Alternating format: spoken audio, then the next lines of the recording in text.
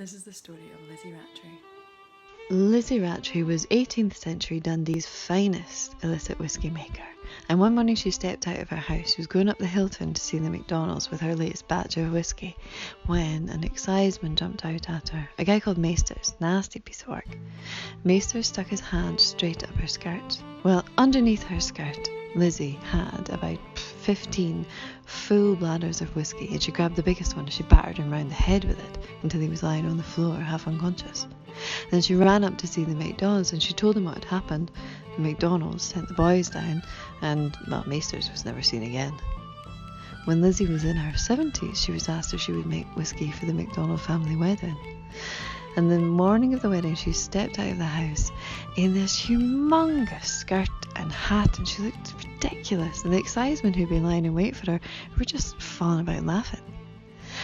Lizzie paid them no heed, stuck her nose in the air, and walked past them with all the grace and dignity that you would expect of Dundee's finest illicit whisky maker.